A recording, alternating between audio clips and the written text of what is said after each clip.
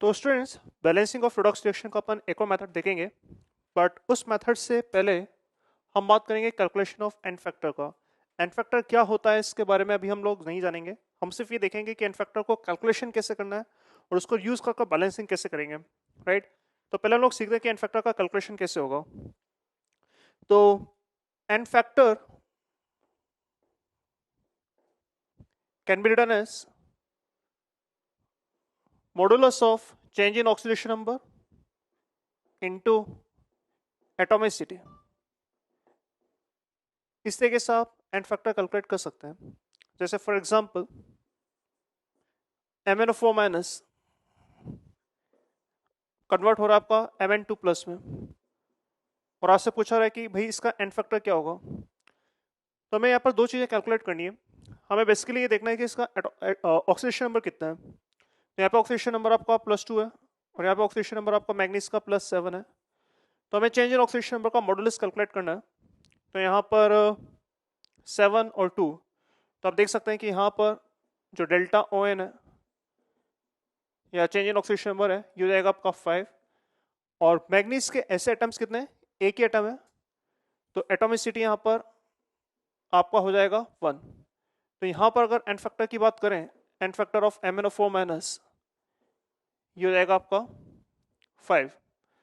मतलब बेसिकली हमें देखना है कि यहाँ पर इसका ऑक्सीडेशन स्टेट कितने से चेंज हो रहा है मल्टीप्लाई बाय इसके कितने एटम्स से, that will be the n factor of this particular compound.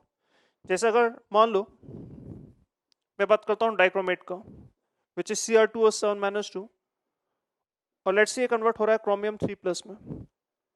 मैं जानना चाहता हूँ कि इसका एन फैक्टर कितना होगा। तो एन फैक्टर कैलकुलेट करने के लिए हमें चेंज इन ऑक्सीडेशन नंबर और एटॉमिसिटी चाहिए। तो एटॉमिसिटी डेफिनेटली आप देख सकते हैं, जैसे अगर आप क्रोमियम की बात करें तो क्रोमियम यहाँ पे +3 की स्टेट में, क्रोमियम आपका यहाँ पर +6 की स्टेट में। अगर ऑक्सीडेशन नंबर कैलकुलेट करेंगे तो आप देखेंगे कि +6 में आएगा। तो यहाँ पर अगर डेल्टा ON निकाला है चेंज इन ऑक्सीडेशन स्टेट, तो डेल्टा ON विल बी 3। ये आपका चेंज इन ऑक्सीडेशन स्टेट होगा delta ON multiply by atomicity. Atomicity मतलब क्रोमियम के कितने एटम है, 2, तो यहाँ पर आ जाएगा 2, दैट विल बी 6। एटोमिसिटी हमें मॉलिक्यूल का नहीं निकालना है, एटोमिसिटी हमें उस एटम का देखना है जिसका आप चेंज इन ऑक्सीडेशन नंबर देख रहे हैं। तो अगर इसका ऑक्सीडेशन स्टेट में डिफरेंस आ रहा है तो हमें इसी एटम की एटोमिसिटी देखनी है। जैसे यहाँ पर इसमें ऑक्सीडेशन स्टेट डिफरेंस आ रहा था तो हमें इसी का एटोमिसिटी देखना था। यहाँ पर क्रोमियम का एटम ऑक्सीडेशन नंबर चेंज हो रहा है तो क्रोमियम की एटोमिसिटी देखनी है। एक दो एग्जांपल और देखें, जैसे मान लीजिए I2 आपका कन्वर्ट हो रहा है आपका IO3 माइनस में, और इसका एन फैक्टर मैं कैलकुलेट करना चाहता हूँ। तो एन फैक्टर कैलकुलेशन के लिए सबसे पहले मैं चेंज इन ऑक्सीडेशन नंबर निकालना होगा। I2 का ऑक्सीडेशन नंबर 0 होता है यहाँ पर एलिमेंटल स्टेट में। IO3 माइनस में अगर आप कैलकुलेट करेंगे तो आप पाएंगे कि ये +5 होता है। तो यहाँ पर डेल्टा ON हो जाएगा आपका 5 और एन फैक्टर कितना आएगा, तो यहाँ पर एटोमिसिटी कितना है इसका 2। तो change in oxidation state this is delta ON into atomicity. तो चेंज इन ऑक्सीडेशन स्टेट तो आपका 5 होगा और एटोमिसिटी आपका यहाँ पर 2 हो जाएगा। तो बेसिकली यहाँ पर यह जाएगा आपका 10। तो इस तरीके से एन फैक्टर हम लोग कैलकुलेट कर सकते हैं। पहले एन फैक्टर के कुछ और कैलकुलेशंस करते हैं और फिर हम देखते हैं कि इसको यूज कैसे करेंगे हम लोग बैलेंसिंग ऑफ रिडॉक्स रिएक्शन में। तो ये कुछ और एग्जांपल देखते हैं अपन। यहाँ पर आपको एन फैक्टर कैलकुलेट करना है। एन फैक्टर कैलकुलेट करना है आपको लेफ्ट हैंड स्पीशीज का, I- का, ऑक्सिलेट का, नाइट्राइट का, फेरस का एंड थायोसल्फेट का, विच इज H2O3-2। तो अब इनके एन फैक्टर कैलकुलेट करके देखिए और फिर हम लोग वेरीफाई करते हैं कि आपने सही करा है। ध्यान रखना, एन फैक्टर कैलकुलेशंस के लिए हमें चेंज इन ऑक्सीडेशन स्टेट निकालना होगा और उसको एटोमिसिटी से मल्टीप्लाई करना होगा। तो देखते हैं, यहाँ पर ऑक्सीडेशन स्टेट आपका 0 है, यहाँ पर -1 है, तो एन फैक्टर कितना आएगा। तो चेंज इन ऑक्सीडेशन स्टेट होगा आपका -1 से 0, मतलब डेल्टा ON ये तो जाएगा आपका 1। आप देख सकते हैं -1 से 0, तो चेंज इन ऑक्सीडेशन स्टेट आपका 1 से होगा। मैग्नीट्यूड की बात करें अपन यहाँ पर, और एटोमिसिटीज का ऑफ कोर्स 1 ही है, तो ये भी 1 हो जाएगा, तो दैट इज नथिंग बट 1। बात करें अगर अपन ऑक्सिलेट से CO2 में, तो यहाँ पर कार्बन का ऑक्सीडेशन स्टेट +4 होता है।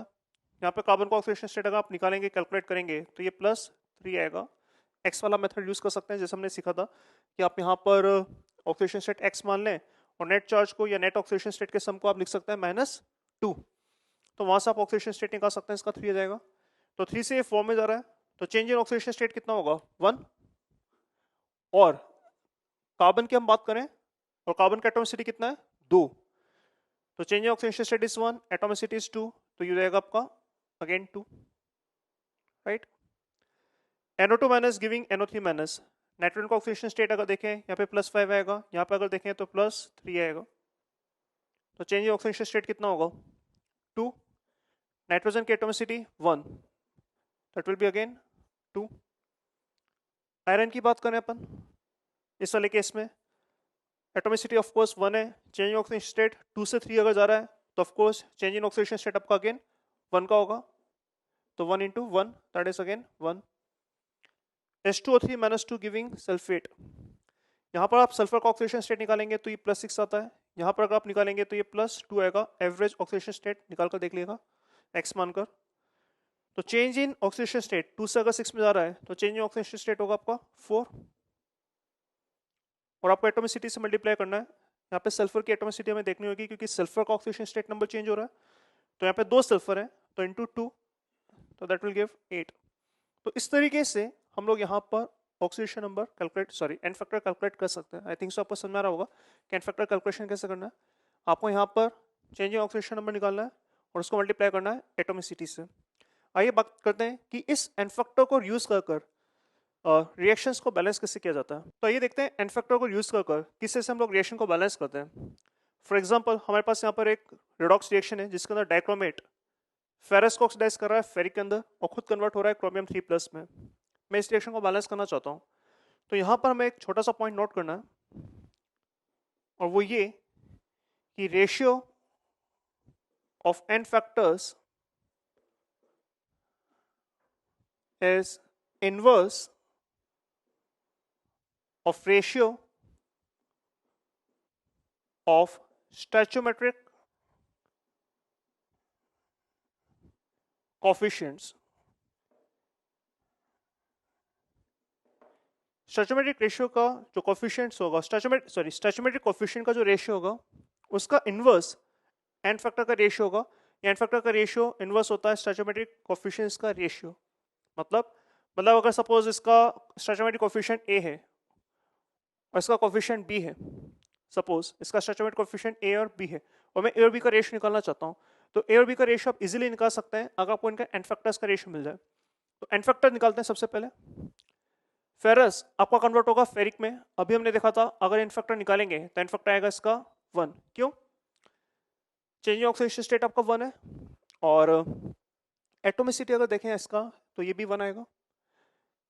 अगर मैं डाइक्रोमेट की बात करूं, डाइक्रोमेट में अगर एन फैक्टर निकाले जाए तो यहाँ पर ये +6 में था, ये +3 में है, तो जो चेंज इन ऑक्सीडेशन स्टेट होगा वो आपका 3 का होगा। प्लस एटोमिसिटी 2 है तो यहाँ पर एन फैक्टर कितना आएगा, डेल्टा ओ एन आपका 3 है और एटोमिसिटी 2 है तो एन फैक्टर आपका 6 आएगा। तो यहाँ पर आप देख सकते हैं कि जो दोनों रिएक्टेंट है इनके एन फैक्टर्स मैंने कैलकुलेट कर लिए, एक का 6 आया, एक का 1 आया। तो यहाँ पर अगर इस नोट के हिसाब से देखा जाए तो हम बोल सकते हैं कि एन फैक्टर्स का जो रेशियो होगा, एन फैक्टर्स का रेशियो होगा आपका 6:1। ये आपके स्टोइचोमेट्रिक कोफिशिएंट के इनवर्स रेशियो होगा। तो स्टोइचोमेट्रिक कोफिशिएंट का रेशियो था आपका A/B और उसका इनवर्स रेशियो जाएगा आपका B/A। समझ आ रहा है मैं क्या बोल रहा हूँ? या फिर इसको आप चाहें तो ऐसा सोच सकते हैं। और स्टोइचोमेट्रिक रेशियो को देखें तो स्टोइचोमेट्रिक रेशियो को देखें तो इसका रेशियो होगा आपका A/B, तो स्टोइचोमेट्रिक रेशियो आपका A/B है। और जो स्टोइचोमेट्रिक रेशियो होगा वो एन फैक्टर्स के रेशियो का इनवर्स होगा। तो एन फैक्टर्स का रेशियो अगर 6:1 है तो इसका इनवर्स हो जाएगा आपका 1:6। तो अगर इसका कोफिशिएंट A/B है और स्टोइचोमेट्रिक कोफिशिएंट अगर 6:1 है तो A और B का जो रेशियो होगा वो एन फैक्टर्स के रेशियो का जस्ट उल्टा होगा। तो अगर एन फैक्टर्स का रेशियो 6:1 है तो स्टोइचोमेट्रिक कोफिशिएंट का रेशियो 1:6 होगा। तो रेशियो जस्ट उल्टे होंगे। अब इससे हमें फायदा क्या होगा, ये हम सोल्व कैसे करेंगे? देखो,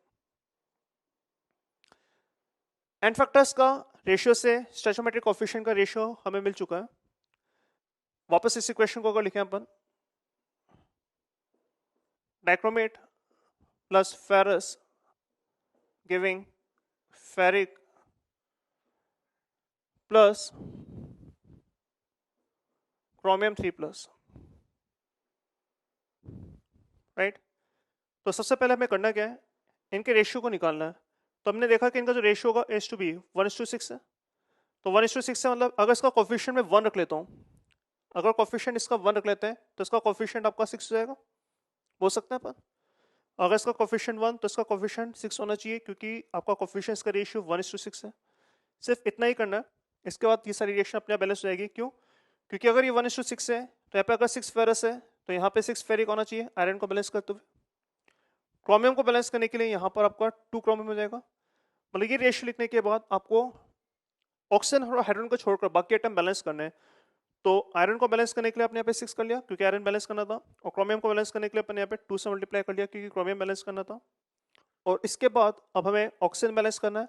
ऑक्सीजन हम बैलेंस करेंगे यूजिंग वाटर मॉलिक्यूल्स, और हाइड्रोजन हम बैलेंस करेंगे यूजिंग H प्लस आयन। तो 7 ऑक्सीजन के करस्पॉन्डिंग 7H2O, और हाइड्रोजन हो जाएगा आपका यहाँ पे 14, तो 14 के करस्पॉन्डिंग यहाँ पे आपका 14H प्लस। दैट्स इट, ये आपका एक बैलेंस केमिकल रिएक्शन है। इसका एडवांटेज ये है कि हमें यहाँ पर रिएक्शन को सेग्रीगेट नहीं करना पड़ा, रिएक्शन को तोड़ना नहीं पड़ा into oxidation of and reduction of. तो बिना तोड़े भी हम लोग बैलेंस कर सकते हैं, और ना हमें चार्ज बैलेंस करने की जरूरत पड़ी थी, हमें इलेक्ट्रॉन्स वगैरह कुछ इन्वॉल्व नहीं करना है। हमें सिंपली ये देखना था कि इनका रेशियो कितना होगा। तो इनका रेशियो का हमें निकाल लिया, और इनका रेशियो कैसे मिलेगा? तो इनका जो रेशियो होगा वो एन फैक्टर्स के रेशियो का इन्वर्स होगा। तो अगर एन फैक्टर पता है, उसका रेशियो पता है, तो इनका रेशियो पता है, इनका अगर रेशियो मिल जाएगा तो बाकी रिएक्शन को आप नॉर्मल वे में बैलेंस कर सकते हैं। आयरन को बैलेंस करा, क्रोमियम को बैलेंस करा, ऑक्सीजन को बैलेंस करने के लिए आप वाटर यूज करेंगे, और हाइड्रोजन को बैलेंस करने के लिए आप H प्लस यूज करेंगे। सिर्फ इतना ही करना है, इससे आप देख सकते हैं कि रिएक्शन अपने आप बैलेंस हो जाएगा। आइए एक दो एग्जांपल और देखते हैं। In acidic medium we have to balance this equations. हमारे पास 2 रिडॉक्स रिएक्शंस हैं और हमें इनको बैलेंस करना है, और हम बैलेंस करेंगे using the concept of n factor. तो देखिए, सबसे पहले हमें एन फैक्टर्स कैलकुलेट करना होगा ताकि हम लोग ये आइडेंटिफाई कर सकें कि इनका रेशियो क्या होगा। ऑक्जेलेट गिविंग CO2, इसका एन फैक्टर मैंने अभी थोड़ी देर पहले कैलकुलेट करके बताया था, इसका एन फैक्टर आपका 2 हो जाएगा। फिर भी वापस डिस्कस कर लेते हैं कैसे। यहाँ पे कार्बन आपका ऑक्सीडेशन स्टेट अगर देखेंगे तो +3 में है, कार्बन आपका +3 में है, और आपका यहाँ पे कार्बन आपका +4 में है। तो अगर 3 से 4 में जाएगा तो आपका चेंज इन ऑक्सीडेशन स्टेट 1 होगा, और सिंस 2 एटम है अपने पास तो यहाँ पर एन फैक्टर्स आ जाएगा आपका change in oxidation number into atomicity which is 2, तो एन फैक्टर भी 2 आ जाएगा। MnO4- की बात करें, ऑक्सीडेशन स्टेट आपका यहाँ पे +7 होता है, ऑक्सीडेशन स्टेट आपका यहाँ पे +2 होता है, तो चेंज इन ऑक्सीडेशन स्टेट आपका 5 हो जाएगा, और सिंस एक ही एटम है तो एन फैक्टर भी आपका 5 आएगा। तो इसका एन फैक्टर आपका है 5। तो एन फैक्टर्स हमने सबसे पहले कैलकुलेट करें, तो इसका एन फैक्टर आपका 5 है और इसका एन फैक्टर आपका 2 है। नाउ यूजिंग दिस हमें इस रिएक्शन को बैलेंस करना है। कैसे करेंगे? तो एन फैक्टर्स का रेशियो अगर 5:2 देख सकते हैं आप, एन फैक्टर्स का रेशियो अगर 5:2 में है, तो इनका जो स्टोइचियोमेट्रिक कोएफिशिएंट रेशियो होगा उसका उल्टा होगा। उल्टा मतलब 2:5 का रेशियो होगा। अगर ये 5:2 के रेशियो में एन फैक्टर्स है तो कोएफिशिएंट 2:5 होगा। 2:5 मतलब अगर इसका कोएफिशिएंट में 2 रख लेता हूँ तो इसका कोएफिशिएंट हो जाएगा आपका 5। आई होप आपको बात समझ आ रही होगी। एक बार एन फैक्टर कैलकुलेशंस अगर मिल जाए तो हम लोग ये इस तरह से लिख सकते हैं। अब इसके बाद हमें एटम बैलेंस करना है। कार्बन को बैलेंस करने के लिए आप देख सकते हैं कि यहाँ पर अगर 5 × 2 10 कार्बन है तो यहाँ पे 10 आ जाएगा। मैग्नीज यहाँ पे अगर 2 है तो यहाँ पर 2 आ जाएगा। इसके बाद हमें ऑक्सीजन बैलेंस करना होगा। ऑक्सीजन कितना होगा यहाँ पे? तो 2 × 4 8, 5 × 4 20, तो 28 हो जाएगा। यहाँ पर अगर देखें 10 × 2 20, तो यहाँ पे अपने पास 28 ऑक्सीजन है, यहाँ पे अपने पास 20 ऑक्सीजन है, तो 8H2O अगर लगाएंगे तो यहाँ पे भी 28 ऑक्सीजन हो जाएंगे, ऑक्सीजन बैलेंस हो जाएगा। और फिर हाइड्रोजन बैलेंस करेंगे हम यूजिंग H प्लस आयन, तो यहाँ पर 18 हाइड्रोजन है तो यहाँ हो जाएगा आपका 16 H प्लस आयन। इस तरीके से हम लोग ये रिएक्शन बैलेंस कर सकते हैं। आप चाहें तो इसको आयन एक्सचेंज मेथड से कर सकते हैं, वहां से करेंगे तो भी आप पाएंगे कि यही आपका आंसर आएगा। तो ये काफ़ी सिंपल कैलकुलेशन होता है, काफ़ी फटाफट हो जाता है, बट इसको आप तभी प्रीफर करें जब आप 100% श्योर हैं अबाउट एन फैक्टर्स। आगे चलकर हम देखेंगे कि इनके एन फैक्टर्स हम लोग याद रख लेते हैं। जैसे पर मैग्नेट होता है MnO4- इसका एन फैक्टर 5 ही होता है अगर ये Mn2+ में कन्वर्ट होता है। ऑक्सीडेट का एन फैक्टर 2 ही होता है अगर ये CO2 में कन्वर्ट होता है। आगे चल के हम लोग कुछ टॉपिक पढ़ेंगे जहाँ पे एन फैक्टर्स जो इंपॉर्टेंट एंड फैक्टर्स हैं हम वो रट लेते हैं या याद रख लेते हैं। तो अगर एंड फैक्टर्स ऑलरेडी हमें रटे हुए हैं तो फिर बैलेंस करना काफ़ी आसान हो जाता है। पर अगर मैं for the timing and factor नहीं रटे हुए हैं तो आपको एंड फैक्टर कैलकुलेट करना होगा। अच्छा, एंड फैक्टर कैलकुलेट करने के लिए हमें ऑक्सीडेशन नंबर भी कैलकुलेट करना पड़ेगा। तो अगर आप ऑक्सीडेशन नंबर कैलकुलेट कर सकते हैं, आप एंड फैक्टर कैलकुलेट कर सकते हैं, तो आप ये मेथड प्रेफर कर सकते हैं। पर्सनली मैं इस मेथड को तभी प्रेफर करता हूँ जब बेसिकली मुझे एंड फैक्टर्स ऑलरेडी पता हो, रादर कैलकुलेट ना करना हो। अगर एंड फैक्टर्स पता है तो डायरेक्टली आप यूज कर सकते हैं, और अगर एंड फैक्टर नहीं पता है तो आप वही मेथड यूज करें जिससे पहले हमने सीखा है, which is ion exchange method, जो कि आयन हाफ रिएक्शन मेथड और आयन एक्सचेंज मेथड। तो वो इंपॉर्टेंट मेथड होगा बेसिकली, क्योंकि उसको हम लोग आगे भी काफ़ी जगह यूज करते हैं। Ion electron method, sorry, not ion exchange method. तो उस आयन इलेक्ट्रॉन मेथड या हाफ रिएक्शन मेथड को आप प्रेफर कर सकते हैं। ये भी आप तब यूज कर सकते हैं जब आप एंड फैक्टर्स की कैलकुलेशन ऑलरेडी अच्छे से जानते हो। एक एग्जांपल और देखते हैं। यहाँ पर क्लोरेट आपका कन्वर्ट हो रहा है Cl- में, क्लोरीन का ऑक्सीडेशन स्टेट -1 है, यहाँ पे क्लोरीन का ऑक्सीडेशन स्टेट आपका +5 है। एंड फैक्टर बता सकते हैं क्विकली कितना होगा? 5 से -1 में अगर जा रहा है तो चेंज कितना होगा? 6। और एंड फैक्टर, सॉरी, एटॉमिसिटी भी कितना है? 1। तो चेंज इन ऑक्सीडेशन स्टेट 6 है, एटॉमिसिटी 1 है, एंड फैक्टर आपको यहाँ पे 6 आएगा। यहाँ पर ये 0 की स्टेट में है, यहाँ पे -1 की स्टेट में है, तो इसका एंड फैक्टर कितना आएगा? तो -1 से 0 में अगर जाएगा तो चेंज होगा आपका 1 का, और एटॉमिसिटी भी 1 है, तो यहाँ पे एंड फैक्टर जाएगा आपका अगेन 1। तो चेंज इन ऑक्सीडेशन स्टेट 1 था, एटॉमिसिटी 1 था, एंड फैक्टर 1 आएगा, इसका एंड फैक्टर आपका 6 आएगा। तो इसका एंड फैक्टर 6 था और इसका एंड फैक्टर 1 था। तो एंड फैक्टर्स हमें मिल चुके हैं। इसका एंड फैक्टर 6, इसका एंड फैक्टर 1। तो एंड फैक्टर्स का रेशियो का 6:1 है, तो एटम्स का रेशियो जो होगा वो 1:6 होगा। 1:6 का मतलब बेसिकली अगर ये 6:1 है तो एटम्स का रेशियो 1:6 होगा। 1:6 का मतलब ये होता है कि अगर इसका कोफिशिएंट 1 रख लें तो इसका कोफिशिएंट आपका 6 हो जाएगा, और इसका कोफिशिएंट अगर 6 हो जाएगा तो इसके बाद आप एटम्स को बैलेंस कर सकते हैं। आयोडीन को बैलेंस करने के लिए आप यहाँ पे 3 कर सकते हैं। क्लोरीन ऑलरेडी बैलेंस है, दैट्स इट, इतना ही करना था। ऑक्सीजन को अगर बैलेंस करना है तो आप यहाँ पर 3 ऑक्सीजन के करस्पॉन्डिंग यहाँ पे आप 3H2 यूज कर सकते हैं, और हाइड्रोजन को बैलेंस करने के करस्पॉन्डिंग आप यहाँ पर 6H+ यूज कर सकते हैं। दैट्स इट, इससे आप इस रिएक्शन को बैलेंस कर सकते हैं। ये रिएक्शन हमने बैलेंस करा है एसिडिक मीडियम में। अगर रिएक्शन बेसिक मीडियम में बैलेंस करना होता है तो आप हमें मालूम है क्या करना है, जितना H+ है उतना OH- आप ऐड करेंगे दोनों तरफ, और H+ और OH- को कंबाइन करके आपको पानी बनाना होगा। अगर ऐसा करेंगे तो रिएक्शन बेसिक मीडियम में बैलेंस हो जाएगा। तो that was all about balancing of redox reaction. ये काफ़ी इंपॉर्टेंट सेगमेंट था, हमने काफ़ी एग्जाम्पल लिए इसके ऊपर। ध्यान रखिए, एक एंड फैक्टर मेथड हमने देखा जस्ट अभी आज की क्लास के अंदर, और इससे पहले हमने बात की थी आयन इलेक्ट्रॉन मेथड का। दोनों ही इंपॉर्टेंट मेथड है, ये भी आप यूज कर सकते हैं, पर ये आप तब यूज करें जब आप एंड फैक्टर्स कैलकुलेशन करने में काफ़ी कंफर्ट फील करते हैं। अगर इसमें थोड़ा भी दिक्कत आ रहा है, इसमें अगर कहीं पे भी थोड़ा भी दिक्कत आता है तो हम लोग यूज करेंगे आयन इलेक्ट्रॉन मेथड, क्योंकि वो सबसे इंपॉर्टेंट मेथड रहेगा अपने लिए आगे भी। तो स्टूडेंट्स, बात करते हैं अपन नेक्स्ट डिस्प्रोपोर्शनेट रिएक्शंस का। डिस्प्रोपोर्शनेट रिडॉक्स रिएक्शंस का ये एक particular type of redox reactions है जो कि काफी इंपॉर्टेंट है। तो होता क्या इसके अंदर, these are redox reactions in which same element undergo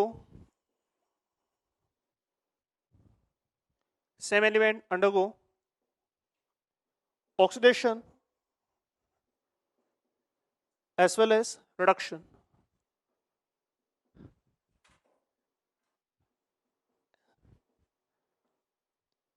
So redox reaction in which same element undergoes oxidation as well as reduction. हमें ये तो मालूम है कि redox reaction के अंदर oxidation भी होता है, reduction भी होता है, पर यहाँ पर अगर एक ही एलिमेंट आपको ऑक्सीडाइज हो रहा है और वही एलिमेंट आपको रिड्यूस भी हो रहा है तो इस तरह की रिएक्शंस को बोलते हैं डिस्प्रोपोर्शनेट रिएक्शंस। एक एग्जांपल देखते हैं अपन। जैसे मान लीजिए हमारे पास हाइड्रोजन पेरोक्साइड है H2O2, और ये डिकम्पोज कर आपको दे रहा है O2 along with water। तो ये किस तरह का एग्जांपल होगा, यहाँ पर क्या रिडॉक्स रिएक्शन है। ऑक्सीजन का अगर अपन ऑक्सीडेशन स्टेट देखें तो हाइड्रोजन पेरोक्साइड के अंदर ऑक्सीजन पेरोक्साइड के अंदर ऑक्सीजन का ऑक्सीडेशन स्टेट होता है -1, तो ऑक्सीडेशन नंबर इसका -1 होगा। O2 के अंदर इसका ऑक्सीडेशन नंबर होगा 0, और H2 के अंदर इसका ऑक्सीडेशन नंबर होगा -2। तो डेफिनेटली आप देख सकते हैं कि ऑक्सीडेशन नंबर चेंज तो हो ही रहे हैं। तो रेडॉक्स रिएक्शन तो डेफिनेटली है। ऑक्सीडेशन किसका होगा? आप देख सकते हैं जब H2O2 O2 में कन्वर्ट हो रहा है तो -1 से 0 में जा रहा है। -1 से 0 में जाना ऑक्सीडेशन पर बढ़ना होता है, डेफिनेटली ये आपका ऑक्सीडेशन प्रोसेस है। और यही H2O2 आपका कन्वर्ट जब होगा H2O के अंदर तो ये -1 से -2 में जाएगा, और -1 से -2 के अंदर जाएगा तो आप देख सकते हैं कि इसका ऑक्सीडेशन पर डिक्रीज कर रहा है। अगर ऑक्सीडेशन पर डिक्रीज करेगा तो हम बोल सकते हैं कि ये रिडक्शन है, राइट। तो आप देख सकते हैं ऑक्सीडेशन भी है, रिडक्शन भी है। प्रोडक्शन ऑक्सीडेशन हो किस कर रहा है? एक ही एलिमेंट का। जो ऑक्सीजन आपका यहाँ पे -1 की स्टेट में था वो यहाँ पे 0 में, यहाँ पे -2 में। तो अगर ये -1 से 0 में जाएगा तो ऑक्सीडाइज होगा, अगर -1 से -2 में जाएगा तो रिड्यूस होगा। सेम एलिमेंट आपका ऑक्सीडाइज हो रहा है, सेम एलिमेंट आपका रिड्यूस हो रहा है। जब इस तरह की रिएक्शंस होती हैं तो इसको हम बोलते हैं डिस्प्रोपोर्शनेट रिएक्शन। इसको आप ऐसे भी बोल सकते हैं कि इनिशियली एलिमेंट आपका एक इंटरमीडिएट ऑक्सीडेशन स्टेट में होगा, फिर वो ऑक्सीडाइज भी होगा मतलब ऊपर वाली स्टेट में भी जाएगा, और वो रिड्यूस भी होगा मतलब वो नीचे भी जाएगा। तो इसका ऑक्सीडेशन स्टेट या ऑक्सीडेशन नंबर एक ही बात है। तो इसका ऑक्सीडेशन नंबर इंटरमीडिएट था, वो हायर में भी गया, वो लोअर में भी गया। तो जब हायर में भी जाएगा, लोअर में भी जाएगा, तो ऑक्सीडाइज भी होगा, रिड्यूस भी होगा, उससे की रिएक्शन कहलाएंगे आपके डिस्प्रोपोर्शनेट रिएक्शंस। तो this is called disproportionate reactions. इसके कुछ बहुत इंपॉर्टेंट एग्जांपल्स हैं जो हमें रटने हैं, हमें याद रखने हैं। रटने को लोग जनरली बोलते हैं कि हमें रटना क्यों पड़ रहा है, बट कुछ इनऑर्गेनिक केमिस्ट्री की रिएक्शंस मैं आपको यहाँ पे बताऊंगा। हालांकि ये ऐसी रिएक्शंस होंगी जो बहुत कॉमनली, बहुत फ्रिक्वेंटली, बहुत रेगुलरली पूछी जाती हैं आपसे, और ये रिएक्शंस हम लोग ना सिर्फ अभी पढ़ेंगे, रिएक्शंस हम लोग एस ब्लॉक एलिमेंट्स भी पढ़ेंगे, आगे चलकर हम लोग जब पी ब्लॉक एलिमेंट की बात करेंगे वहां पे भी पढ़ेंगे। बट हमें यहाँ पर भी इन रिएक्शंस को एक बार एनालाइज करना है, ये रिएक्शंस हमें याद होनी चाहिए। तो बात करते हैं कुछ इंपॉर्टेंट डिस्प्रोपोर्शनेट रिएक्शंस का, आइए देखते हैं। तो बात करते हैं कुछ इंपॉर्टेंट डिस्प्रोपोर्शनेट रिएक्शंस का, जिसमें आपको बता रहा था कि कुछ रिएक्शंस है जो हमें याद रखनी है। तो आइए एक एक करके देखते हैं अपन। 4-5 रिएक्शंस होंगी जो हमें याद रखनी है, एक एक करके देखते हैं अपन। सबसे पहले हम बात कर रहे हैं यहाँ पर फॉस्फोरस का। Phosphorus alkaline medium, alkaline medium मतलब in presence of hydroxide ion disproportionate करता है। ये बहुत कॉमन रिएक्शन है, हर 2-3 साल के अंदर ये सवाल रिपीट होता है, तो हमें रट लेना है ना। तो फॉस्फोरस अल्कलाइन मीडियम के अंदर डिस्प्रोपोर्शनेट करेगा, डिस्प्रोपोर्शनेट कर कर ये बनाएगा आपका phosphine which is PS3 gas, और साथ में देता है ये H2PO2 minus. This is called hypophosphite ion. आप आगे चलकर बेसिक इनऑर्गेनिक नोमेनक्लेचर पढ़ेंगे जहाँ पे अपन देखेंगे कि इन मॉलिक्यूल्स का नाम लिखते कैसे हैं, इनके पीछे प्रॉपर लॉजिक होता है, ऐसा नहीं कि रैंडम है। अभी एज ऑफ नाउ में सिर्फ यहाँ पे नाम लिख रहा हूँ, बाकी आप आगे चलकर देखेंगे इसका नाम लिखा कैसे अपन ने। एज ऑफ नाउ अभी हम लोग देखते हैं कि डिस्प्रोपोर्शनेट रिएक्शन है क्यों। तो दिस इज हाइपोफॉस्फेट आयन जिसमें फॉस्फोरस आपका +1 की स्टेट में होता है। यहाँ पे फोस्फीन गैस है अपने पास जिसमें फॉस्फोरस आपका -3 की स्टेट में होता है, और यहाँ पर व्हाइट फॉस्फोरस अपने पास या फॉस्फोरस है जो कि आपका 0 ऑक्सीडेशन स्टेट के अंदर होगा। तो आप क्लियरली देख सकते हैं कि ये रिडॉक्स रिएक्शन है। फॉस्फोरस जब 0 से -3 की स्टेट में जाएगा तो रिडक्शन होगा खुद का, और फॉस्फोरस जब 0 से +1 की स्टेट में जाएगा तो खुद का ही ऑक्सीडेशन होगा। तो अगेन सेम एलिमेंट आपका रिड्यूस भी हो रहा है, सेम एलिमेंट आपका ऑक्सीडाइज भी हो रहा है, ये कहलाएगा आपका डिस्प्रोपोर्शनेट रिएक्शन। एक चीज अगर आप चाहें तो यहाँ पे नोट कर सकते हैं, ऑब्जर्व कर सकते हैं, जो कि आपको ये रिएक्शन स्टार्ट करने में हेल्प भी करेगा। 90% केसेस के अंदर जब डिस्प्रोपोर्शनेट रिएक्शन होता है तो एलिमेंट अपने लोवेस्ट ऑक्सीडेशन स्टेट वाला प्रोडक्ट भी बनाता है। मतलब जैसे अगर फॉस्फोरस की बात करें तो नाइट्रोजन फैमिली का है, तो नाइट्रोजन फैमिली में आपका हाईएस्ट ऑक्सीडेशन स्टेट +5 होता था और लोवेस्ट होता था आपका -3। तो अगर लोवेस्ट -3 है तो ये जो दो प्रोडक्ट बनेंगे इनमें से एक आपका -3 का भी बनेगा। तो दो प्रोडक्ट आपको बनेंगे, एक हायर ऑक्सीडेशन स्टेट वाला और एक लोअर ऑक्सीडेशन स्टेट वाला। जो लोअर वाला होगा वो लोवेस्ट ऑक्सीडेशन स्टेट वाला होता है जनरली बात करें, हमेशा ऐसा होता नेसेसरी नहीं है, पर 90% केसेस के अंदर जो हम लोग इंपॉर्टेंट रिएक्शंस हम लोग पढ़ रहे हैं उन सभी में आप देखेंगे कि जो ये रिड्यूस होगा तो रिड्यूस होकर ये लोवेस्ट ऑक्सीडेशन स्टेट वाला बनाएगा। तो लोवेस्ट मतलब जैसे फॉस्फोरस के केस में लोवेस्ट होता है आपका -3, तो आपको मिलेगा -3 वाला प्रोडक्ट। दूसरा प्रोडक्ट फिर हमें याद रखना होगा, जैसे ये -3 में गया और फिर ये ऑक्सीडाइज होगा +1 में। तो एक बहुत इंपॉर्टेंट रिएक्शन है, कैसे याद करना है 2-3 बार लिख सकते हैं। हालांकि केमिकल बॉन्डिंग में भी हम लोग देखेंगे, फिर एस ब्लॉक में देखेंगे, पी ब्लॉक में देखेंगे, 3-4 बार रिएक्शंस हम लोग ऑलरेडी पढ़ चुके हैं, बट फिर भी मैं रिकमेंड करूंगा कि आप इसको याद करें, लिख लिख कर याद करें। ये ध्यान रख सकते हैं कि एक आपका मिनिमम ऑक्सीडेशन स्टेट में जाएगा तो वो ये से भी याद हो जाएगा, और एक ही प्रोडक्ट आपको फिर याद रखना पड़ेगा। बट क्या याद करना नेसेसरी है? डेफिनेटली। क्यों? क्योंकि हर साल पूछा होता है ना। 2-3 साल में जे एडवांस के अंदर रिपीट होता है, बट अगर जे एडवांस और जे मेंस दोनों को मैं कंबाइन कर लूँ और जितने भी एग्जाम्स होते हैं अगर सबको देखा जाए तो किसी ना किसी एग्जाम में तो ये हर साल पूछा जाता है। तो ये ऐसी सवाल है, ऐसे रिएक्शन है जो हर साल पूछा जाता है। अगर हर साल कोई सवाल पूछा जाता है तो ऑफकोर्स आपको बताने की जरूरत नहीं है कि कितना इंपॉर्टेंट होगा। नेक्स्ट हम बात करते हैं सल्फर का। जैसे फॉस्फोरस अल्कलाइन मीडियम में डिस्प्रोपोर्शनेट करता है, वैसे ही सल्फर भी आपका अल्कलाइन मीडियम में डिस्प्रोपोर्शनेट करता है। अगेन अल्कलाइन मीडियम में ही होगा। इनफैक्ट ये जितने भी इंपॉर्टेंट डिस्प्रोपोर्शनेट रिएक्शंस हम लोग कर रहे हैं ये जनरली आपकी अल्कलाइन मीडियम में होती हैं। तो सल्फर अल्कलाइन मीडियम में जाएगा डिस्प्रोपोर्शनेट, यहाँ पे ऑलरेडी जीरो है।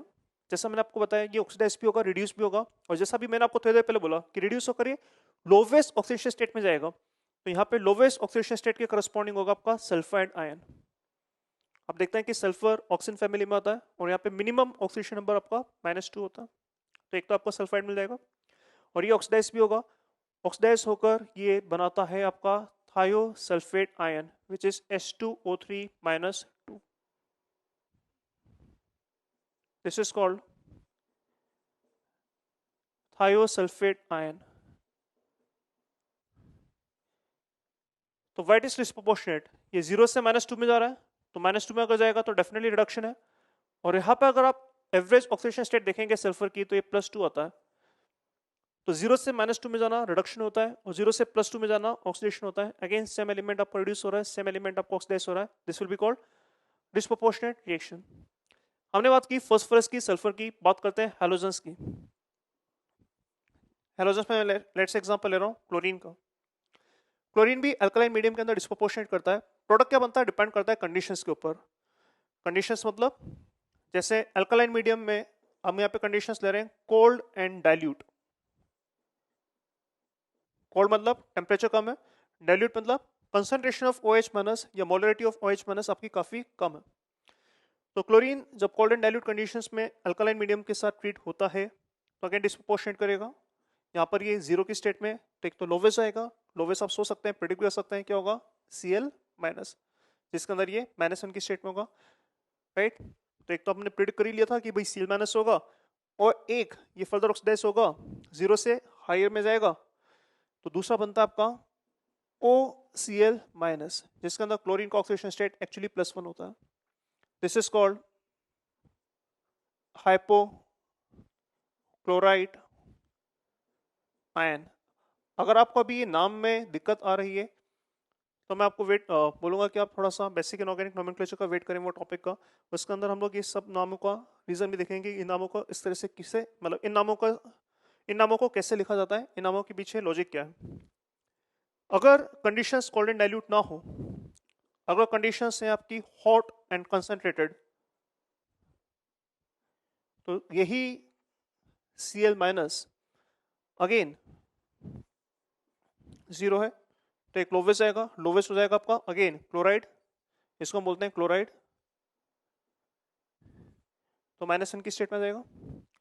और इस बार ये ऑक्सीडाइज होकर आपको देता है chlorate ion which is ClO3 minus, जिसमें ये एक्चुअली +5 की स्टेट में होता है, और इसको हम बोलते हैं क्लोरेट। तो अगेन आप देख सकते हैं ये एक डिस्प्रोपोर्शनेट रिएक्शन होगा क्योंकि क्लोरीन 0 से -1 में जा रहा है तो रिड्यूस हो रहा है, और क्लोरीन आपका 0 से +5 में जाएगा तो ऑक्सीडाइज भी होगा। तो this are some important disproportionate reaction, और भी होती हैं बट एज ऑफ नाउ मैं सिर्फ इन्हीं के बारे में बात करूंगा क्योंकि ये सबसे ज्यादा इंपॉर्टेंट होती है। एक चीज ध्यान रखना, जो रिएक्शन हमने क्लोरीन के करस्पॉन्डिंग लिखा है ऐसा ब्रोमीन के साथ भी होगा, ऐसा आयोडीन के साथ भी होगा। ब्रोमीन और आयोडीन भी आपका सिमिलर मैनर में ये रिएक्शन देगा। जैसे ब्रोमीन होता तो यहाँ पे Br- और OBr- बनता। क्या ऐसा फ्लोरीन के साथ हो सकता है? सोच के देखिए। फ्लोरीन के साथ मैं यहाँ पे लिख सकता हूं fluorine never undergo disproportionation.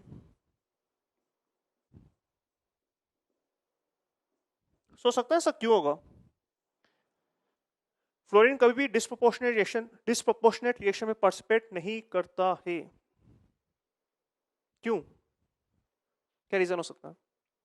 Reason ये हो सकता है कि फ्लोरीन आपका सिर्फ दो ही ऑक्सीडेशन नंबर शो करता है, या तो ये जीरो करेगा एलिमेंटल स्टेट में या फिर -1 शो करेगा। तो अगर मान लो फ्लोरीन अपने पास जीरो में है तो रिड्यूस होकर -1 में तो जा सकता है, पर ये खुद फर्दर ऑक्सीडाइज नहीं हो सकता। क्यों? क्योंकि पॉजिटिव ऑक्सीडेशन नंबर शो कभी भी नहीं करता है। तो अगर ये सिर्फ रिड्यूस ही हो सकता है और अगर ये खुद ऑक्सीडाइज नहीं हो सकता तो ये कभी भी डिस्प्रोपोर्शनेशन में पार्टिसिपेट नहीं करेगा। तो fluorine definitely it never ever participate in disproportionate reactions. Chlorine कर सकता है, ब्रोमीन कर सकता है, आयोडीन कर सकता है। तो ये कुछ इंपॉर्टेंट एग्जांपल थे आपके डिस्प्रोपोर्शनेट रिएक्शन के। यहाँ पर एक छोटा सा पॉइंट और मैं आपको बता देता हूँ, ऊपर ही लिख देते हैं। फॉर एग्जाम्पल,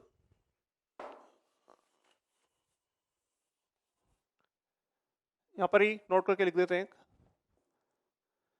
ये जो रिएक्शन है डिस्प्रोपोर्शनेट रिएक्शन, अगर इसको मैं रिवर्स करके लिखूं, उल्टा करके लिखूं, तो उसको क्या बोला जाएगा? तो यहाँ पे नोट कर लेना, reverse of disproportionate reactions are called, क्या बोलेंगे इनको?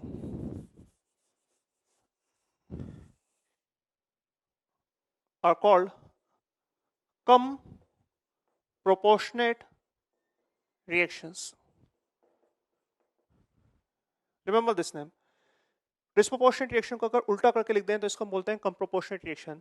फॉर एग्जांपल, अगर ClO3 माइनस Cl माइनस के साथ कंबाइन कर रहा है और कंबाइन कर कर आपको क्लोरीन दे रहा है, तो ये रिएक्शन एग्जांपल होगा आपका कम प्रोपोर्शनेट का। कम प्रोपोर्शनेट का क्यों? क्योंकि यहाँ पे क्लोरीन 0 की स्टेट में, यहाँ पे क्लोरीन -1 की स्टेट में, यहाँ पे क्लोरीन +5 की स्टेट में। अगेन अगर आप बैकवर्ड देखें तो यही एलिमेंट आपका रिड्यूस हो रहा है और यही एलिमेंट आपका ऑक्सीडाइज हो रहा है।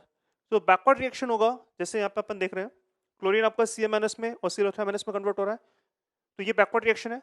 तो अगर बैकवर्ड रिएक्शन डिस्प्रोपोर्शनेट होगा तो इस रिएक्शन को हम बोलेंगे कम प्रोपोर्शनेट रिएक्शन। तो इतना काफी है जानना इसके बारे में कि this is just reverse of disproportionate reaction. किसी डिस्प्रोपोर्शनेट रिएक्शन को अगर उल्टा करके लिखें तो this is called come proportionate reaction. ये हमें ध्यान रखना है और ये सारे एग्जांपल्स भी हमें बाय हार्ट होने चाहिए। तो नेक्स्ट सेगमेंट की बात करते हैं अपन। Next is percentage determination of elements in organic compound. आपके पास एक ऑर्गेनिक कंपाउंड होगा और उसमें किसी पर्टिकुलर एलिमेंट का कितना परसेंटेज होगा ये हमें डिटरमाइन करना है। जैसे सबसे पहले हम बात करेंगे नाइट्रोजन का। तो मान लो अपने पास एक ऑर्गेनिक कंपाउंड है, उसके अंदर नाइट्रोजन भी है, हमें जानना है कि उसमें नाइट्रोजन का परसेंटेज कितना होगा।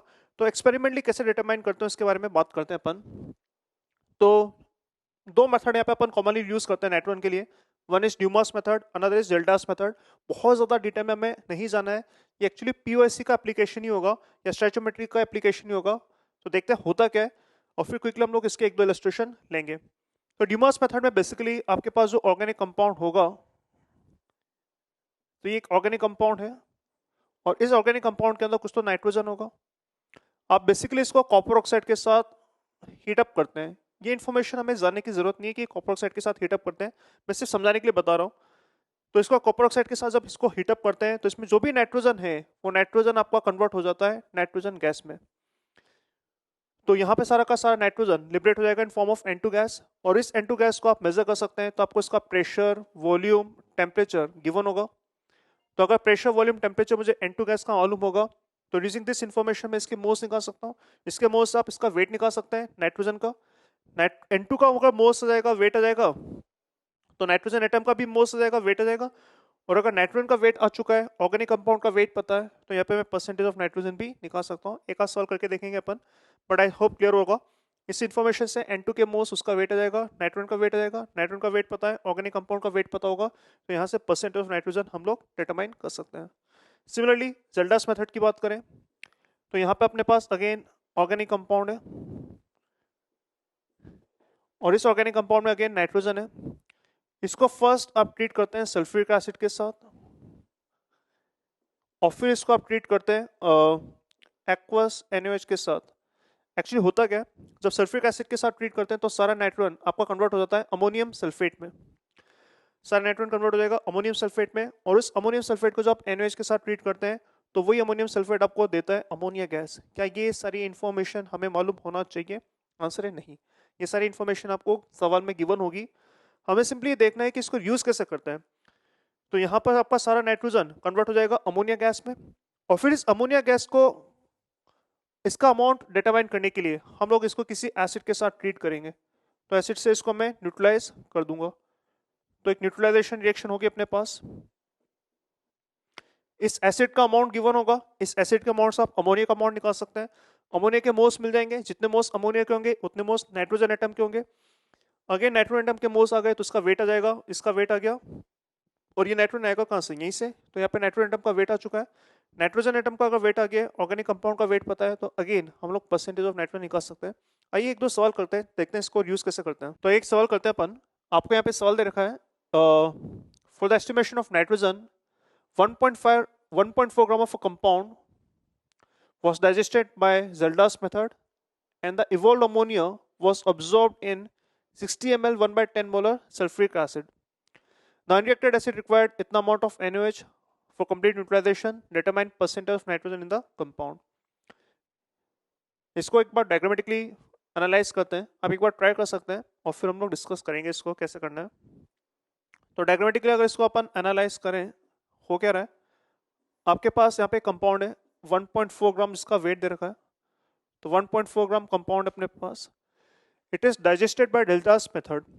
डेल्टास मेथड जैसे अभी हमने डिस्कस किया, इसको आप सल्फ्यूरिक एसिड के साथ ट्रीट करेंगे, फिर NaOH के साथ ट्रीट करेंगे, ताकि इसके अंदर जो भी नाइट्रोजन है वो कन्वर्ट हो जाए किसके अंदर, अमोनिया गैस में। और इस अमोनिया को फिर आप ऑब्जॉर्ब कर रहे हैं सल्फ्यूरिक एसिड में। तो अमोनिया बेस होता है, सल्फ्यूरिक एसिड एसिड होता है, ये आपस में इस तरह से केमिकली रिएक्ट कर सकते हैं। 2 ammonia plus sulfuric acid will give ammonium sulfate. Sulphuric acid का पे जो डाटा दे रखा है वो दे रखा है 60 ml 1/10 मोलर। तो मोलरिटी इनटू वॉल्यूम इन ml से मल्टीप्लाई करके आप देख सकते हैं कि आप इसकी जो मिलीमोल्स हम लोग यूज करेंगे वो 6 मिलीमोल्स है। इसके बाद दे रखा है the unreacted acid. Unreacted acid का मतलब बेसिकली ये हुआ, यहाँ पे सारा का सल्फ्यूरिक एसिड कंज्यूम नहीं होगा, ये एक्सेस में ले रखा है। तो कुछ अमाउंट यहाँ पे कंज्यूम हो जाएगा और कुछ अनरिएक्ट की फॉर्म रहेगा, या कुछ आपका बच जाएगा। तो जो अनरिएक्टेड एसिड होगा सल्फ्यूरिक एसिड, इसको न्यूट्रलाइज करने के लिए आप यहाँ पर NaOH के साथ इसका रिएक्शन करवा रहे हैं। कुछ इस तरह का रिएक्शन होगा। इस NaOH का अमाउंट अगर देखें तो 20 ml 1/10 मोलर। तो आप देख सकते हैं कि NaOH की जो मिलीमोल्स होंगे वो 2 मिलीमोल्स हो जाएंगे, और इस 2 मिलीमोल के करस्पॉन्डिंग सल्फ्यूरिक एसिड कितना कंज्यूम होगा, तो 2 मिलीमोल के करस्पॉन्डिंग सल्फ्यूरिक एसिड 1 मिलीमोल यहाँ पर कंज्यूम हो जाएगा। ये 1 मिलीमोल सल्फ्यूरिक एसिड आपका अनरिएक्टेड था। अनरिएक्टेड मतलब जो यहाँ पे बात हो रही है, तो this is unreacted sulphuric acid. तो अगर सल्फ्यूरिक एसिड के यहाँ पे 1 मिलीमोल अनरिएक्टेड है, तो out of 6 millimole 1 millimole unreacted है। इसका मतलब ये सल्फ्यूरिक एसिड यहाँ पे रिएक्ट करेगा, उसके मिलीमोल्स कितने होंगे, 5 मिलीमोल। तो 6 मिलीमोल लेके चल रहे थे, और 1 मिलीमोल अगर अनरिएक्टेड है तो पर रिएक्शन में आप देख सकते हैं कि इसके 5 मिलीमोल रिएक्ट करेंगे। अब इसके अगर 5 मिलीमोल रिएक्ट करेंगे तो अमोनिया के मोल्स कितने होंगे, तो 1 के करस्पॉन्डिंग 2, तो 5 के करस्पॉन्डिंग 10। तो यहाँ से मैं बोल सकता हूँ कि जो मिलीमोल्स ऑफ अमोनिया आएंगे ये आएंगे आपके पास 10। कैसे, क्योंकि यहाँ पे सल्फ्यूरिक एसिड के 5 मिलीमोल रिएक्ट कर रहे हैं, तो 5 के करस्पॉन्डिंग 1 के करस्पॉन्डिंग 2, तो 5 के करस्पॉन्डिंग यहाँ पे आपके 10 मिलीमोल्स अमोनिया लगेंगे। अगर अमोनिया के मिलीमोल्स 10 है तो यहाँ से मैं मिलीमोल्स ऑफ नाइट्रोजन एटम की भी बात कर सकता हूँ, और वो भी आपका 10 ही रहेगा, क्योंकि जितने मिलीमोल अमोनिया उतना मिलीमोल नाइट्रोजन एटम। तो यहाँ से अपन वेट ऑफ नाइट्रोजन एटम की भी बात कर सकते हैं। वेट ऑफ नाइट्रोजन एटम क्या होगा भाई, अगर इसके मिलीमोल्स 10 हैं तो 10/1000 कर मोल्स आ जाएंगे नाइट्रोजन के, नाइट्रोजन एटम के, into gram molar mass of nitrogen atom which is 14। तो इसको अगर सिंप्लीफाई करें तो यहाँ से अपन बोल सकते हैं ये जाएगा 0.14 ग्राम। तो जो नाइट्रोजन है इसका वेट 0.14 ग्राम है, तो ये जो नाइट्रोजन है इसका वेट आ चुका है 0.14 ग्राम। तो 1.4 ग्राम कंपाउंड के अंदर अपने पास 0.14 ग्राम नाइट्रोजन है। तो अगर परसेंटेज ऑफ नाइट्रोजन पूछा जाए तो परसेंट ऑफ नाइट्रोजन कैसे निकालेंगे, तो परसेंट ऑफ नाइट्रोजन निकल जाएगा आपका weight of nitrogen upon weight of compound into 100। Simplify करें तो ये जाएगा आपका 0.14 upon 14, sorry 1.4 into 100, and that will simplify to 10%। तो हम बोल सकते हैं कि इसके अंदर 10% नाइट्रोजन है। तो ये था एक ज़ेल्डास मेथड का एक एग्जांपल। आप देख सकते हैं कि ये सवाल करने के लिए नेसेसरी नहीं है कि हमें ज़ेल्डास मेथड के बारे में कुछ पता हो, क्योंकि आपको यहाँ पे डायरेक्टली दे रखा है कि नाइट्रोजन था और वो नाइट्रोजन कन्वर्ट हो रहा है अमोनिया में। तो नाइट्रोजन था इसके अंदर, वो कन्वर्ट हो रहा है अमोनिया में और फिर इस अमोनिया को न्यूट्रलाइज कर रहे हैं अपन एसिड से। तो जो इन्फॉर्मेशन दे रखा था उसके बेसिस पे मैंने अमोनिया के मोल्स निकाले। अमोनिया के मोल्स से नाइट्रोजन के मोल्स मिल जाएंगे, नाइट्रोजन के मोल्स से नाइट्रोजन का वेट आ जाएगा। तो नाइट्रोजन का वेट आ चुका है 0.14 ग्राम। तो वेट ऑफ नाइट्रोजन पता है और वेट ऑफ कंपाउंड पता है। अगर ये दोनों कंपाउंड मतलब ये दोनों चीजें पता है तो यहाँ से मैं परसेंटेज ऑफ नाइट्रोजन भी निकाल सकता हूँ। तो ये था आपका ज़ेल्डास मेथड। इसी तरीके से हम लोग कुछ और एलिमेंट के कुछ मेथड पढ़ सकते हैं, देखते हैं। तो स्टूडेंट जैसे हमने अभी बात की नाइट्रोजन के लिए, वैसे ही हम लोग बाकी एलिमेंट की भी बात कर सकते हैं। जैसे अपन बात कर सकते हैं हैलाइड्स के लिए, क्लोराइड, ब्रोमाइड, आयोडाइड के लिए हम बात कर सकते हैं, फॉस्फोरस के लिए हम बात कर सकते हैं, सल्फर के लिए। तो अलग अलग एलिमेंट्स के करस्पॉन्डिंग अलग अलग मेथड होते हैं। तो थोड़ा सा और बात करते हैं। जैसे अपन हैलाइड्स की बात करें तो हैलाइड्स के लिए हमारे पास जो मेथड होता है इसको बोलते हैं कैरियस मेथड। तो इस मेथड में होता क्या है, आपके पास एक ऑर्गेनिक कंपाउंड होगा और इस ऑर्गेनिक कंपाउंड को आप ट्रीट करते हैं nitric acid as well as silver nitrate के साथ। तो जब ऐसा करते हैं तो इसके अंदर जो भी हैलाइड होगा, क्लोराइड है, ब्रोमाइड है या इवन आयोडाइड है, वो आपका प्रेसिपिटेट हो जाता है in form of silver halide. तो अगर क्लोरीन है तो सिल्वर क्लोराइड, अगर ब्रोमीन है तो सिल्वर ब्रोमाइड, और अगर आयोडीन है तो सिल्वर आयोडाइड।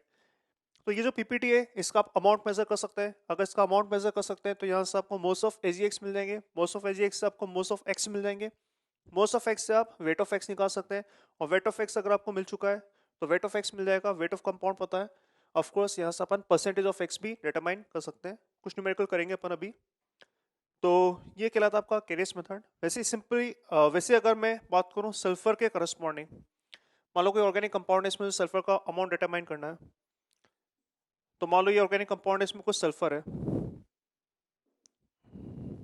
राइट।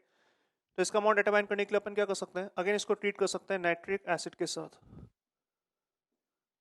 तो जब नाइट्रिक एसिड के साथ इसको आप ट्रीट करते हैं तो सल्फर आपका ऑक्सीडाइज हो जाता है और ये सल्फर आपका कन्वर्ट हो जाता है H2SO4 में। तो सल्फर ऑक्सीडाइज होकर सल्फ्रिक एसिड देगा और फिर इसी को ट्रीट करेंगे अपन बेरियम क्लोराइड के साथ। तो जब बेरियम क्लोराइड के साथ ट्रीट करते हैं तो ये सल्फेट बेरियम के साथ कंबाइन कर बेरियम सल्फेट का प्रेसिपिटेट बना लेगा। तो हो क्या रहा है, नाइट्रिक एसिड के साथ ट्रीट करके सल्फर को सल्फ्रिक एसिड में कन्वर्ट किया, फिर बेरियम क्लोराइड के साथ ट्रीट कर इस सल्फेट को अपने पीपीटी करा दिया in form of barium sulphate. Again ये जो बेरियम सल्फेट है इसका अमाउंट आपको गिवन होगा। तो अगर इसका अमाउंट गिवन है तो इसके मोल्स निकाल सकते हैं, इसके मोल्स से आप सल्फर के मोल्स निकाल सकते हैं। सल्फर के मोल्स आएंगे तो सल्फर का वेट आ जाएगा, सल्फर का वेट आ जाएगा और वेट ऑफ कंपाउंड पता है तो अगेन परसेंटेज ऑफ सल्फर भी आप निकाल सकते हैं। आइए एक दो सवाल करके देखते हैं इसके ऊपर। This is called determination of percentage of element in a organic compound. तो कोई भी ऑर्गेनिक कंपाउंड है जिसमें आप किसी एलिमेंट का परसेंटेज डिटरमाइन करना चाहते हैं तो आप ऐसा कर सकते हैं। तो आइए एक दो सवाल करते हैं अपन।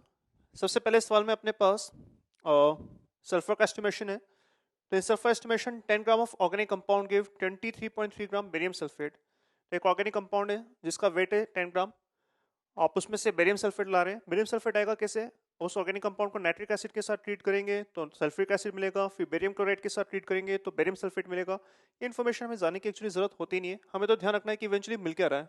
तो 23.3 ग्राम बेरियम सल्फेट मिल रहा है और आपको बताना है कि कितना परसेंटेज सल्फर है कंपाउंड के अंदर। तो अगर डायग्रामेटिकली देखें तो हम बोल सकते हैं कि अपने पास 10 ग्राम कंपाउंड है, इसके अंदर सल्फर था और ये सारा सल्फर कन्वर्ट हो गया in form of barium sulphate जिसका वेट आपको दे रखा है 23.3 ग्राम। तो अगर वेट पता है तो मोल्स ऑफ बेरियम सल्फेट निकाल सकते हैं। ग्रामोलर मास आपको 233 दे रखा है तो आप डायरेक्टली बोल सकते हैं कि 23.3 अपॉन ग्रामोलर मास विच इज 233, ये हो जाएगा 0.1 मोल। तो 0.1 मोल बेरियम सल्फेट है। जितने मोल बेरियम सल्फेट के होंगे डायरेक्टली बोल सकते हैं कि उतने मोल सल्फर के भी होंगे। तो मोल्स ऑफ सल्फर आ जाएगा आपका 0.1 मोल और मोल्स ऑफ सल्फर 0.1 मोल आ गया तो वेट ऑफ सल्फर भी आप निकाल सकते हैं एज 0.1 इंटू इसका ग्राम मोलर मास विच इज 32, तो that will come out to be 3.2 gram. तो ये 3.2 ग्राम सल्फर है और ये 3.2 ग्राम सल्फर आएगा कहाँ से, ऑफ कोर्स यहाँ से। तो हम बोल सकते हैं कि यहाँ पे जो सल्फर का कंटेंट होगा वो 3.2 ग्राम ही होगा। आई होप आपको क्लियर हो रहा होगा। ये सिंपल पीओएससी है। हम बोल रहे हैं कि जो भी सारा सल्फर है वो यहाँ पे कन्वर्ट हो रहा है। सारा सल्फर आपका बेरियम सल्फेट की फॉर्म में कन्वर्ट हो रहा है। तो अगर 10 ग्राम कंपाउंड में आपका 3.2 ग्राम सल्फर है तो परसेंटेज और सल्फर अगर निकालना है तो हम बोल सकते हैं weight of sulphur upon weight of compound into 100। तो यहाँ पे अपन डायरेक्टली देख सकते हैं this is 3.2 upon weight of compound आपको दे रखा है यहाँ पे एज 10 इंटू 100, तो ऐसा जाएगा आपका 32%। तो ये आपका सल्फर का कंटेंट आ गया। ऐसे एक सवाल देखें अपन, कैरियस मेथड की बात हो रही है। यहाँ पे आपके पास 10 ग्राम कंपाउंड है, ऑर्गेनिक कंपाउंड, जो इवेंचुअली आपको 18.8 ग्राम सिल्वर ब्रोमाइड दे रखा है। 18.8 ग्राम सिल्वर ब्रोमाइड देगा। अगर ग्राम मोलर मास और सिल्वर ब्रोमाइड ले लें AgBr तो ये 188 आता है। 188 कैसे? सिल्वर 108 और ब्रोमीन 80 होता है। तो आपको बता रहे हैं कि कितना परसेंट ब्रोमीन होगा। तो अगेन सॉल्व कर लेते हैं। अगेन अपने पास 10 ग्राम कंपाउंड है और इसके अंदर जो भी ब्रोमीन होगा आप उसको इवेंचुअली कन्वर्ट कर रहे हैं किसके अंदर? सिल्वर ब्रोमाइड में। तो सिल्वर ब्रोमाइड का आपको अमाउंट दे रखा है कितना? 18.8 ग्राम, और ग्राम मोलर मास 188 होने की वजह से हम डायरेक्टली बोल सकते हैं कि इसके जो मोल्स हो जाएंगे वो जाएंगे 18.8 upon gram molar mass which is 188, तो जाएंगे मोल्स आपके 0.1। अगर इसके मोल्स 0.1 है तो हम बोल सकते हैं कि जो मोल्स ऑफ Ag, ये मोल्स आपके AgBr के, तो मोल्स ऑफ जो Br होगा ब्रोमीन वो भी 0.1 होगा। और ब्रोमीन एटम के मोल्स अगर 0.1 है तो यहाँ पे इसका मैं वेट भी निकाल सकता हूँ। तो वेट ऑफ ब्रोमीन कितना आएगा? 0.1 इंटू ब्रोमीन का ग्राम मोलर मास। ब्रोमीन का ग्राम मोलर मास 80 होता है, तो 0.1 इंटू 80 ये हो जाएगा आपका 8 ग्राम। तो 8 ग्राम ब्रोमीन है, और ये 8 ग्राम ब्रोमीन है किसमें? ये 8 ग्राम ब्रोमीन होगा आपका इस 10 ग्राम कंपाउंड के अंदर। तो अगर 10 ग्राम कंपाउंड के अंदर 8 ग्राम ब्रोमीन है तो हम डायरेक्टली बोल सकते हैं परसेंटेज ऑफ ब्रोमीन कितना होगा? तो percentage of bromine will be weight of bromine upon weight of compound into 100. So that will simplify to 8 by 10 into 100 and that will give 80%. तो आपने देखा होगा ये बहुत ही आसान सवाल होते हैं, कोई खास मुश्किल नहीं होती है।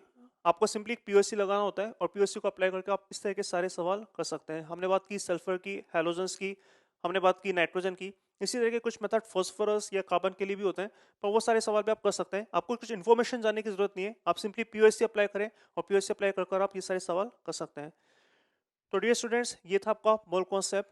सारे टॉपिक्स हमने और सब टॉपिक्स हमने कवर करें इसके अंदर। ये काफ़ी क्रूशियल टॉपिक रहेगा, स्पेशली अगर अपन देखें इसके अंदर कौन कौन से इंपॉर्टेंट सबसे इंपॉर्टेंट पार्ट थे। तो कंसंट्रेशन टर्म एक सबसे इंपॉर्टेंट पार्ट रहेगा, बिकॉज कंसंट्रेशन टर्म्स की एप्लीकेशन हम काफ़ी जगह यूज़ करेंगे। सॉल्यूशंस एंड कोलिगेटिव होता है, इलेक्ट्रोकेमिस्ट्री होता है, केमिकल आयनिक इक्विलिब्रियम होता है, इक्विवेलेंट कॉन्सेप्ट होता है। ये सारे टॉपिक्स हम लोग पढ़ने वाले हैं और हर एक टॉपिक के अंदर कंसंट्रेशन टर्म हमें बहुत अच्छे से आना चाहिए, तभी हम लोग आगे बढ़ पाएंगे।